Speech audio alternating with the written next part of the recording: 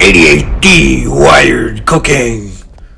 Hello everybody, welcome back to another episode of ADHD Wired Cooking. Today we are making what's essentially a beef stew, but we're not chopping the meat up and everything. We have loads of potatoes, because my dad likes potatoes. A whole bunch of beef stock, or broth. Low unsalted, because, you know, the older you get, the less sodium you're supposed to have. So it's more health conscious and all that stuff. It's not like Chick-fil-A where your entire day's sodium is in one meal. And then basically you suffer a heart attack because you had too much chicken. But what we have also is, I'm going to grab from the fridge, is 2 giant chuck roasts, about 3 pounds plus each, and a bunch of veggies. We got celery, we got carrots, and squash.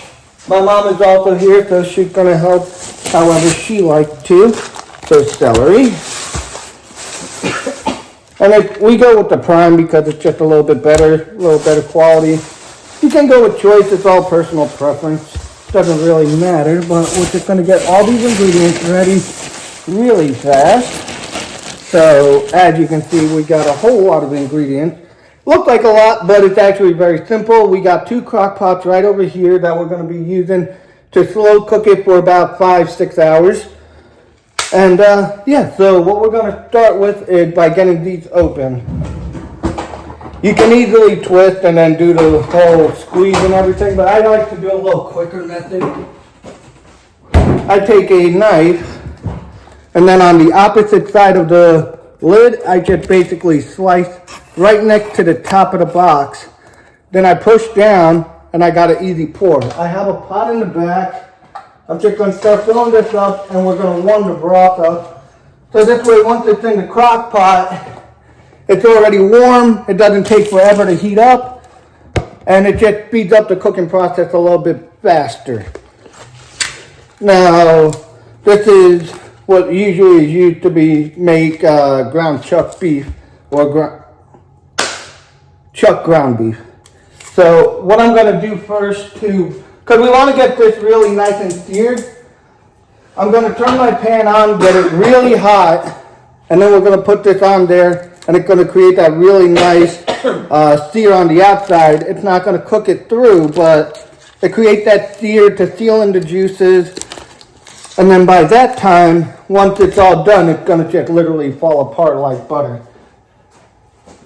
And now my dog is in the kitchen trying to play with us, but we don't have time to play tonight. What? Mom told me to close the cabinet. So, we do have a cutting board over there set up for chopping celery, shaving the potatoes, and chopping them up. But we got to finish with the beef broth first. So, I'll get that going really fast. You want to make sure your knife is nice and sharp too, because doing stuff like this can dull your knives. But,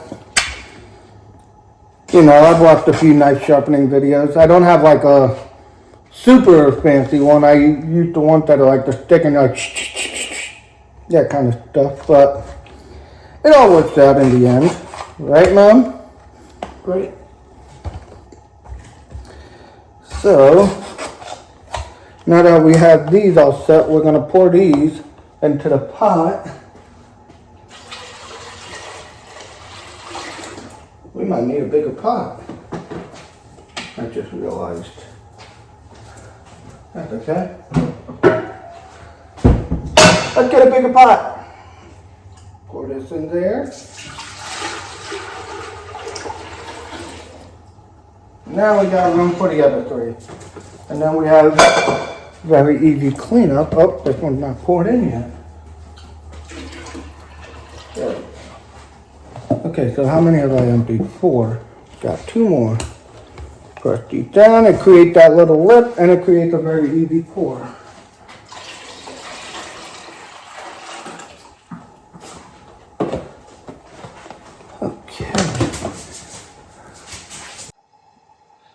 Okay, so the pan should be searing at this point. I'm gonna get some cooking spray.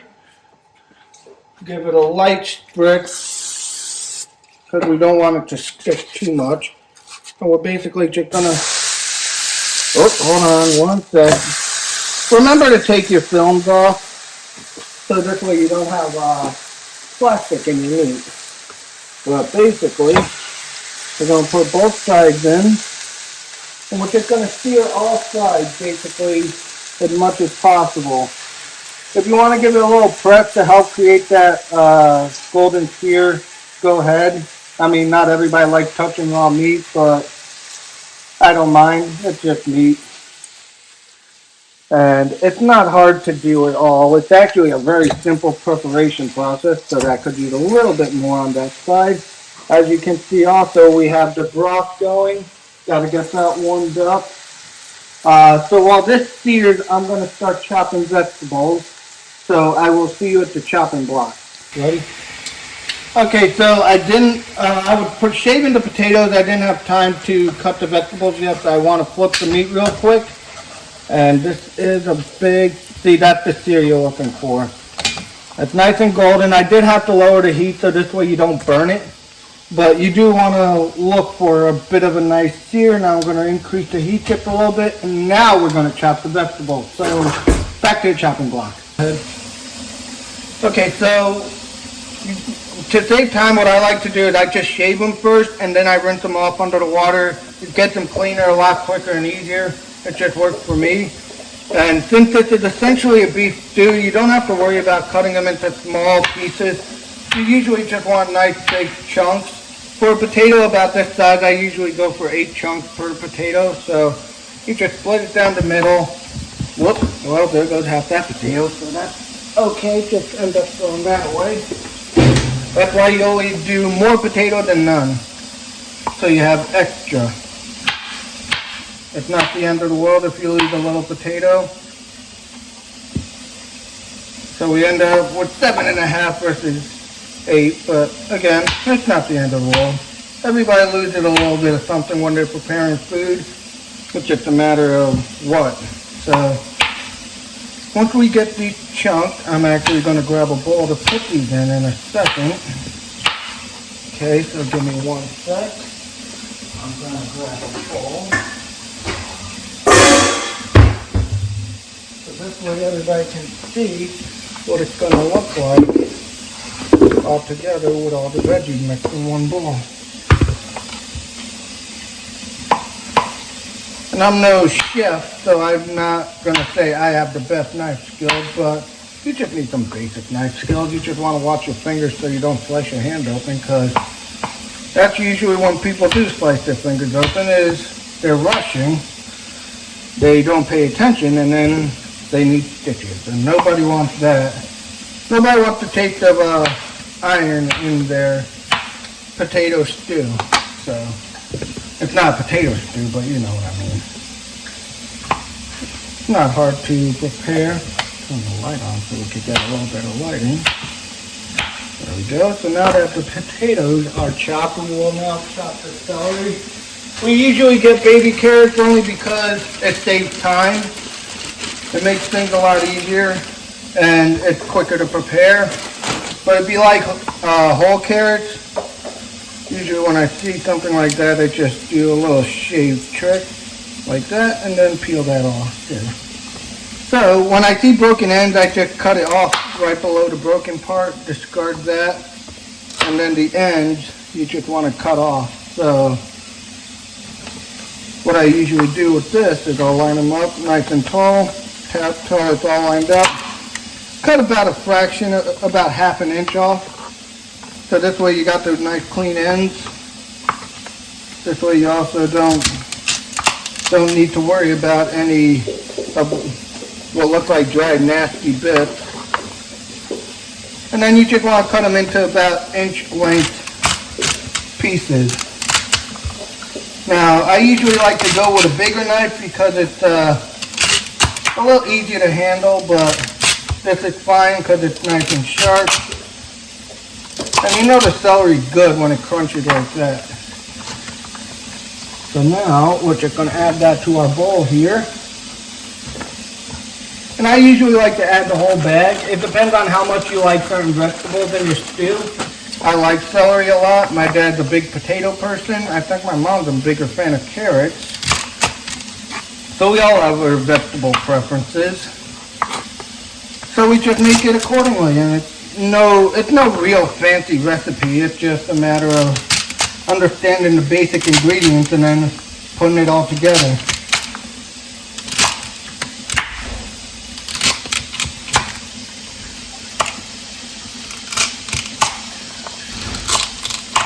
Whoopsie. Again, you do lose some sometimes, not all the time, but that's why you're better off having more than less.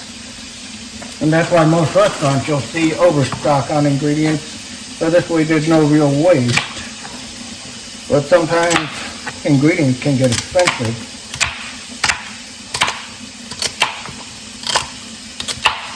Okay.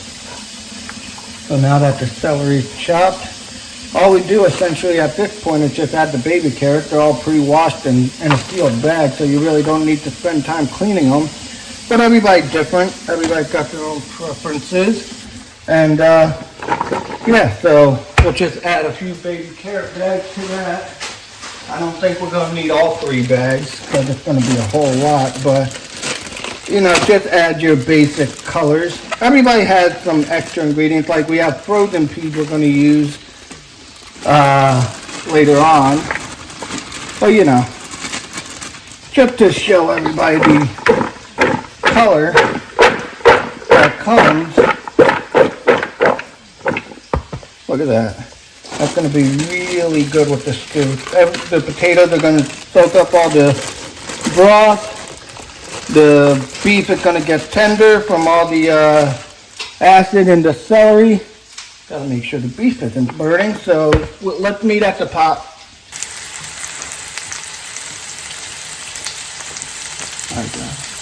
Okay, so now that this is really nice and seared on the 2 major sides, one good thing you can do is you kind of want to manhandle your meat. I know a lot of people are going to get innuendos from that, but you want to sear the fat, so you don't want to really aim for any red spots on the outside of your meat. So you just want to do that to help seal in as much of the juices as possible. If you got tough hands, use your bare hands, but some people might need multiple tongues because you are handling hot food. So like, I'm going to sear this side of the meat real quick. And again, it's a nice fattier. It's not too fat, but it's a fattier type of beef, so it is going to be already semi-tender. But once this is done, we're going to put this at the bottom of our crock pot. Then we're going to pour our hot broth or warmed up broth on it. And then we're going to add our vegetables on top, and then you cover it and you just let that slow cook for 5 to 6 hours, maybe even up to 8 hours, depending on how tender you want your beef. If you want it to be like fall apart brisket, the longer the better. It's never, when you're doing slow cooked meat, the longer you cook it, the better it can be, but there's also a max limit usually. It's not going to be like a fall off the bone brisket, but, I mean, brisket doesn't have bones, but you know what I mean. Fall off the bone ribs, I guess you could say. But yeah, this meat's pretty much seared and good. I'm going to give this side a little bit more to sear. So this way it gets nice and charred like that side. And then we will start getting the crock pot ready. Okay, so we got our 2 crock pots here. We're not going to plug them in yet, but basically what we like to do to save time again is, and also to save cleaning up a huge mess at the end, is we take the crock pot liners. I don't know if I have more than one, but pretty much you want to line your crock pots with crock pot liners. They're not overly expensive. You can get them at pretty much any supermarket. It saves a lot of time, saves a lot of hassle, and yeah, it's pretty simple. You just line them like you put a garbage bag in a can, and once that's set, you just pretty much start adding your ingredients together, and then you turn it on, get it all set. You do want to make sure it's evenly spaced so this way it doesn't overflow or anything like that. Okay, This is the last one. Yeah. You do want to wash your hands pretty much between each time you handle your food. So this way you stay sanitary. Kind of like restaurant quality sanitation. Because I have worked at restaurants where their sanitation is not good. And you're handling people's food, and then you knowing as a person who's eating there, you're like, really, this is how they treat my food and handle it? Yikes. So, now that our meat is nice and seared, we're going to add one roast basically to each crock pot. We're going to put the roast on the bottom. You just want to make sure it's kind of evenly in the middle. So this way it's cooked evenly.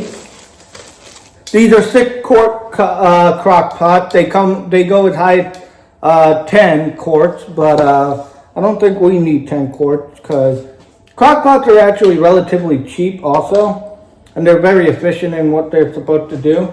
So what we now have, we're going to take also our hot broth, and we're going to need some pot holders. And we're going to bring it over.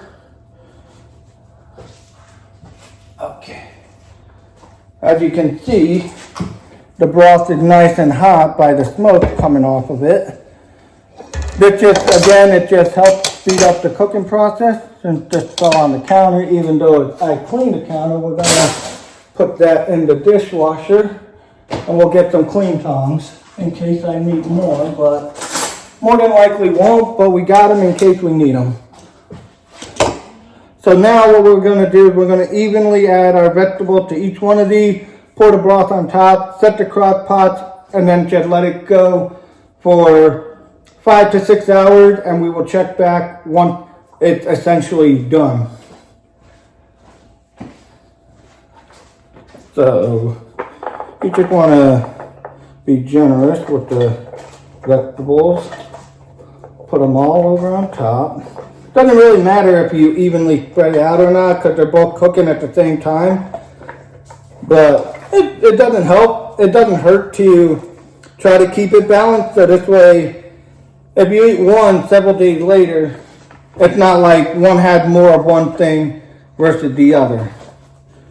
So we're going to put a fair amount of potato in this one because that one got quite a bit already. Add a few more to that. It's kind of like trick-or-treating. Here, you want your veggies?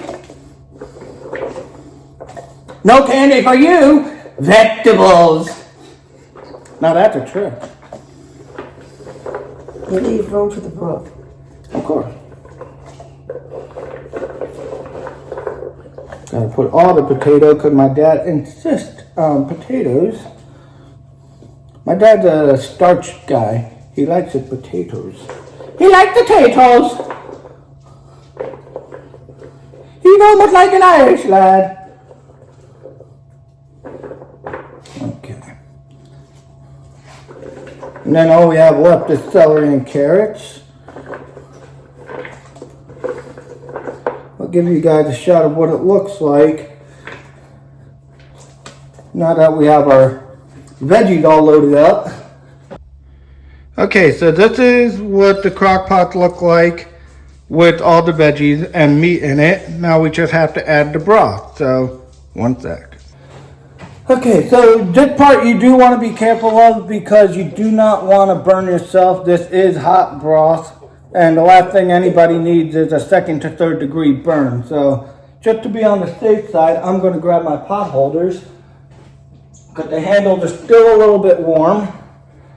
And we're going to basically just fill it to the lip. Not all the way to the lip, but basically right below where the lid would meet the crock pot. So this way it's as full as possible. Everything is as submerged as it can be. And everything can cook really well. So you want to give it a nice slow pour.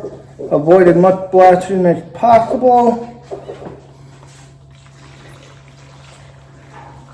And this is going to come out great. I mean, you can season your broths and everything. I don't because Again, we try to be more on the health conscious side and avoid as much seasoning as possible, so it's not like fast food having just so much salt and everything in it.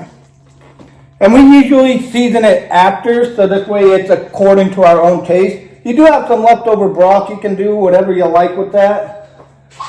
You can either toss it or you could make basically a soup out of it, but for the time being, we have 2 crock pots fully loaded with the broth. It looks really great. And now we just gotta slow cook these for 5 to 6 hours. And by the time those are done, that meat should be basically falling apart like ribs off the bone. And it's gonna be really rich, really hearty. And after you even cool it, it shouldn't be loaded with too much fat, which is also very good. So I will see you guys in about 5 to 6 hours once this is done. Okay, so I decided to put in a little bit of seasoning. Okay, that was my dog. He had the mouth sore, so that's why he cried out like that. But don't worry, nothing happened. So we have parsley, oregano, basil, and some garlic powder. So we're just going to do a light sprinkle of each on top, basically. Not too much, but just enough to give it a little extra flavor. And then basically, because these are already pretty full, you want to it's going to be a little hard to mix, but it's not impossible. You just want to usually take a spoon of some sort, or if you have a cake spatula, and just give it a light stir. It's not really stirring, but kind of like tossing, just moving things aside around so the seasoning can get submerged in the broth and everything. So I will show you all what this looks like in just a moment.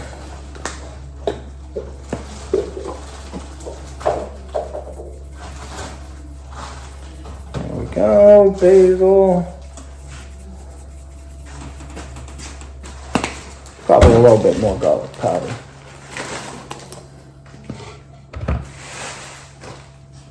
Alrighty. There's that. So this is what it's gonna look like after you season it. And then basically what we're gonna do is we're gonna just give it a light mix around. So this way that seasoning gets submerged in the broth. It sinks down underneath, gets to the meat, and everything's gonna be really rich and flavorful. So as I previously stated, we will see you in about 5 to 6 hours when this is done, and you're gonna see how tender that meat is. It's gonna be phenomenal. So you just, like I said, just give it a light toss, get everything moving around, so some of those seasonings sink down to the meat, and the rest of the broth is flavored. So I will see you in 5 to 6 hours. Alrighty everybody, it's been just about 5 hours later. We are probably 15 minutes shy of it, and the meat is without a doubt done. We have taken one of them out of the crock pot, and this is what it looks like. You know the meat is absolutely done when you can stick a fork in it, twist, and just have it literally come apart like that. Like, no effort at all to take pieces of meat off like that. It's the same thing as a beef stew. The only difference is you don't pre-chop it, brown it, and then put it in. You just basically put it in as one whole piece of meat, cook it that way, and then you just basically shred it or cut it however you like. In this sense, cutting is not necessary. Look at that. That is moist. So I will put together a plate, and I will show you that as soon as it's done being assembled.